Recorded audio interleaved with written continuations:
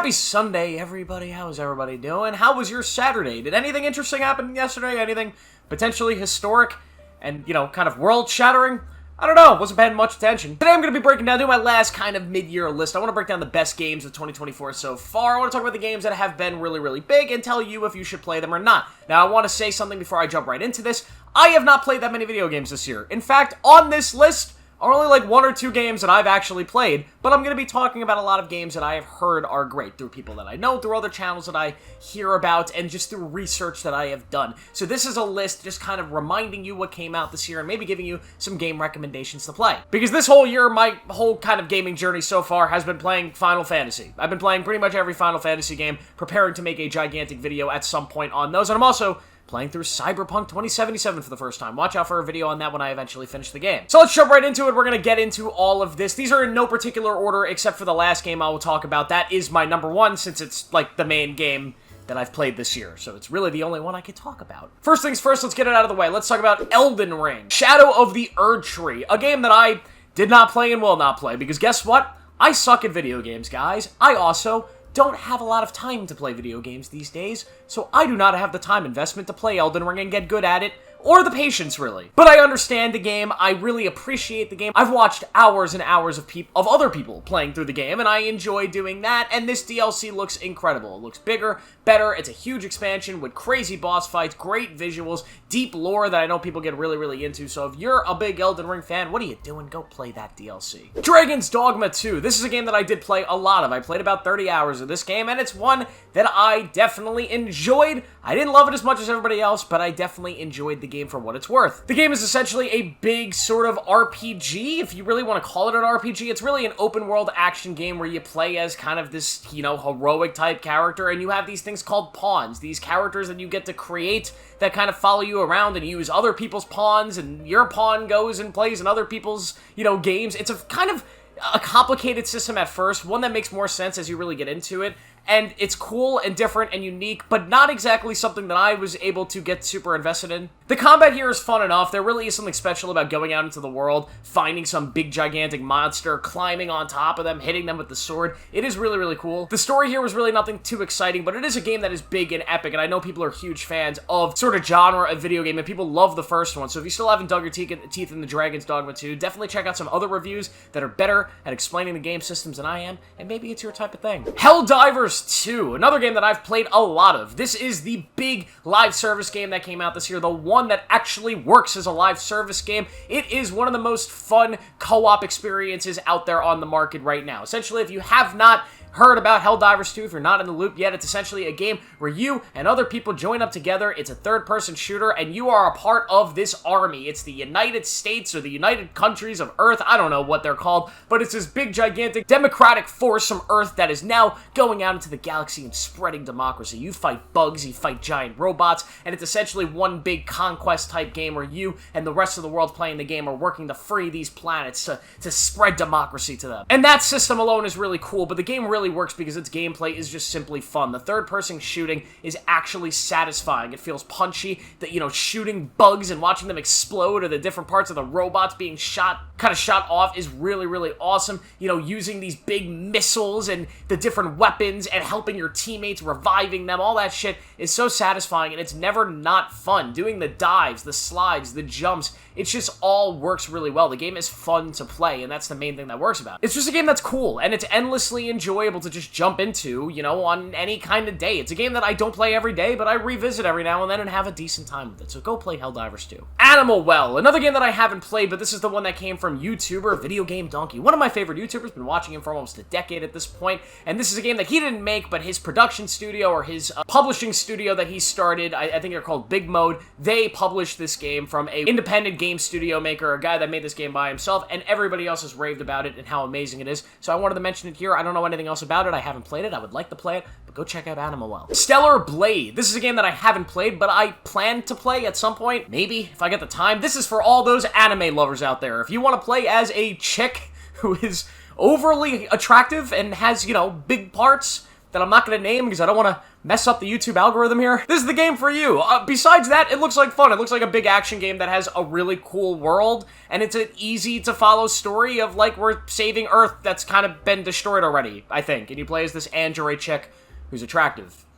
Sign me up. I don't know, everybody else seems to like this game. It's on my list. I haven't bought it yet, but go check it out. It's a game that I have looked into for nefarious reasons, of course. I'm gonna be alone forever, guys. Tekken 8. This is for all you fighter fans out there. I have not played any of the Tekken games, but if you're into fighting, I've heard this one is absolutely excellent, so go check it out. But yet again, I don't know much about it. I don't know much of anything about fighting games, but I've heard it's amazing. Suicide Squad killed the Justice League. I'm kidding. It's the most disappointing game of the year. Maybe the most disappointing anything of the year.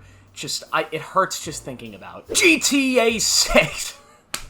We wish! Senua's Saga Hellblade 2. This is a game that everybody's mixed on. Either you played it and you absolutely loved it, or you played it and you were so mad at Microsoft for releasing a 6-hour game that you trashed it on the internet like every other YouTuber. Me, if you saw my review, if you heard me talk about it, I enjoyed this game. I, yet again, am not somebody that has 50 hours to invest in a game every single week. I just don't. So I like to sit down and have these quick little experiences with beautiful gameplay, beautiful graphics. It's one of the best looking games out there. The gameplay I thought was fun, although it was simple. The story was unique and hooked me. It's obviously a little kind of over-convoluted and over-melodramatic, but I enjoyed this world and the story that they're trying to tell here. I like the vibes of the game. Some of the puzzles can get a little convoluted, not convoluted, but a little annoying, I guess. They're so simple that they're annoying, and so simple that they're kind of convoluted in a weird way. But I still just enjoyed this game as a whole. I like the third act of it.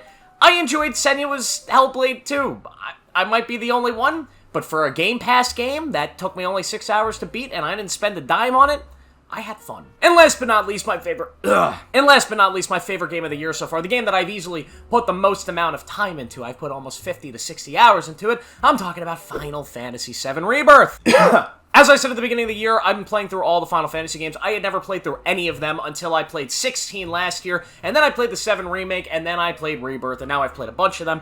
But we'll talk about that in a future video. I don't want to spoil my opinions yet. I got some stuff planned, so subscribe to the notifications. But Final Fantasy Rebirth is an absolute epic saga. It is a journey like I've never really taken in a video game before, and although I do have my problems with it that I outlined in my very, very long review that I did earlier in the year, I still have to say it is one of the best gaming experiences I've ever had. The world of Final Fantasy VII is really something special. It is such a detailed, futuristic society that has both magic and technology and interesting characters and villains and threats. The characters that we actually follow with the party is so great. I love every single one of these characters that you get handed here. Maybe not Kite Sith, but the rest. I like the rest of them. The journey of Cloud, this just kind of over-dramatic, boring dude, is somehow not boring. He is an interesting character as you get to learn more about him, the things he's interested in, the people he's interested in, and what his actual goals are, his past. Aerith, what a journey her character goes on in this game. Tifa, great character. Barret has one of the most emotional chapters of this entire game. They're just, all of these characters in this game have their moment to shine. They get their moment in the spotlight, and it all works. Yes, some of the chapters feel like filler. Some of the missions feel like filler.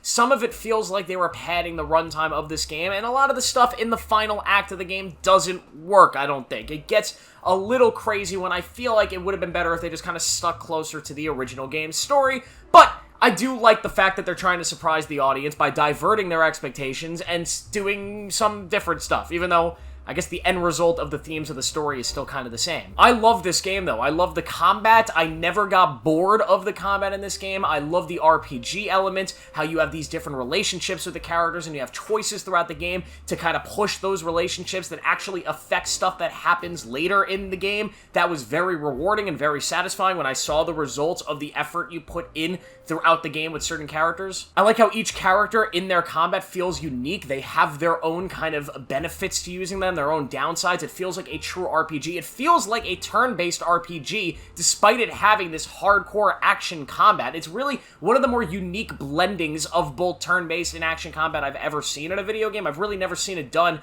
as kind of seamlessly as this does it. And this is just a fantastic game. The open world parts of it work really well. I don't know if I like this more than the original remake, the original Final Fantasy VII Remake. I feel like that game was a little more focused, a little more, it didn't feel as much filler was placed into that game. I think the world, I think a lot of that game just feels a little more shinier than this one. Like they really shined it at the last minute.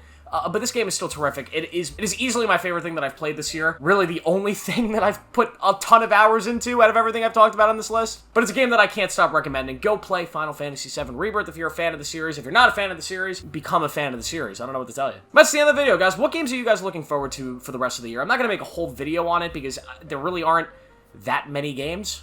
There's like a handful that I'm kind of excited for. The main one that I'm really thinking about is Star Wars Outlaws. I don't know if this game is like a Trojan horse here where it looks so beautiful on the outside, but on the inside, there's something just terrible waiting for me. I don't know. It looks too good to be true, you know? It's kind of that kind of feeling. The gameplay looks fun. The world and the open world and how you seamlessly go from open world to space back to a new planet seems way too cool and awesome, and the bounty hunter aspects of it, and the fact that you're playing as like a scoundrel, and it's way too good, right? It's Ubisoft. It's not gonna be that good, right? I don't know, but it's on my radar. I will be playing that on release date. I will have a review out for that as soon as it comes out. Also, kind of, you know, a game that I'm not going to talk about on this channel outside of this, but College Football 2025? Can't wait for that shit. Oh, and we got Black Ops 6. I'm a big Call of Duty guy. You know, I used to be a Call of Duty YouTuber. I'm not going to do that much content on the game. I'll have a review out for that later this year. I will also have a review out, or a video, I guess, more so, because it's, you know, the game's been out for 4 years, but I will have a video out on Cyberpunk 2077 when I finish it, and I finish its expansion. I want to do all of that, and then I want to talk about the game here, so that might be coming in a month or two.